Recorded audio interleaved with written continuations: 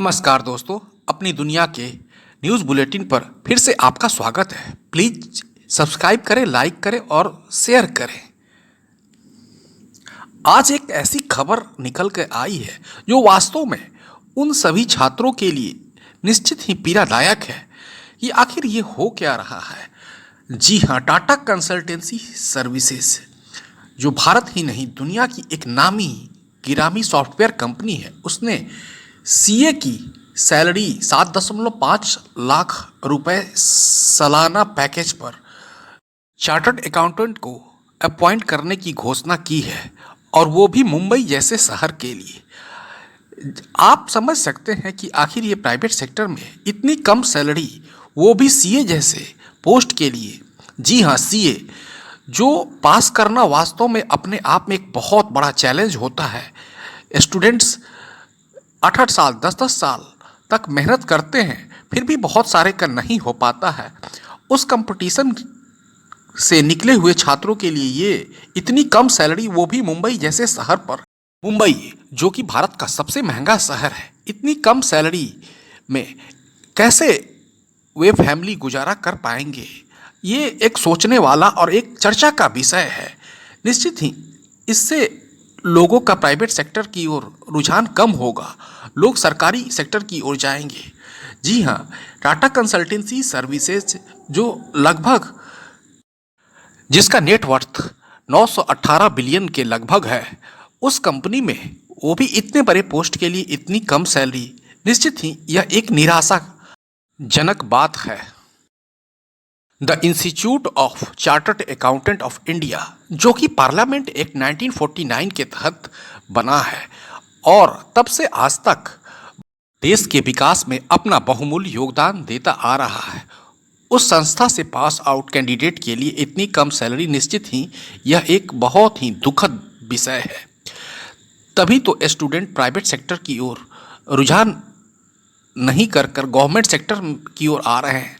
आप समझ सकते हैं, कुछ साल पहले की बात है, बिहार में एक सेक्रेटरीट की क्लर्क लेवल की वैकेंसी के लिए जो सैलरी थी लगभग 70,000 रुपये थी। इससे आप समझ सकते हैं कि कितनी कम सैलरी ये प्राइवेट संस्थाएं देते हैं, पूरी तरह से छात्रों का शोषण करते हैं। ये एक नया मामला नहीं है, इसके पहले आईटी की दिग्गज कंपनी कॉग्निजेंट में ने भी ऐसा ही किया। सालाना 2.5 लाख का पैकेज इंजीनियर के लिए देकर पूरे भारत में कंपनी ने अपनी थू-थू करवा ली। लोग काफ़ी क्रिटिसाइज किए उस कंपनी के ऊपर। ये कंपनियां ऐसे ही शोषण नहीं करती है। प्राइवेट सेक्टर में सैलरी के कोई लिखित मापदंड नहीं है। सरकार को इस पर जरूर ध्यान देना चाहिए और फ्रेशर एक्सपीरियंस वालों के लिए एक गाइडलाइन बनाना चाहिए।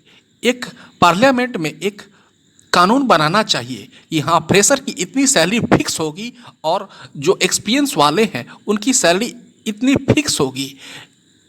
नहीं तो ये प्राइवेट सेक्टर वाले ऐसे ही लोगों का शोषण करते रहेंगे 12-12 घंटे, कहीं कहीं तो 14-14 घंटे, 16-16 घंटे ये काम करवाते हैं, और बदले में जो सैलरी और फैसिलिटीज़ है मिलता है लोगों को, उसका तो ऊपर वाला ही मालिक है।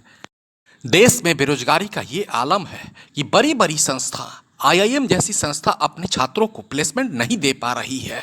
यह सच में एक बहुत ही निराशाजनक बात है। यहीं प्राइवेट कंपनियां इसी मौके का फायदा उठाकर लड़कों का शोषण करती हैं और कम से कम सैलरी पर उन्हें अपॉइंट करती हैं। इस पर भी गवर्नमेंट को संज्ञान लेना चाहिए।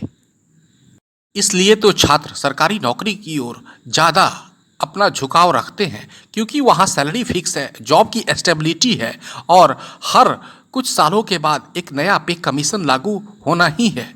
इससे अच्छा क्या हो है।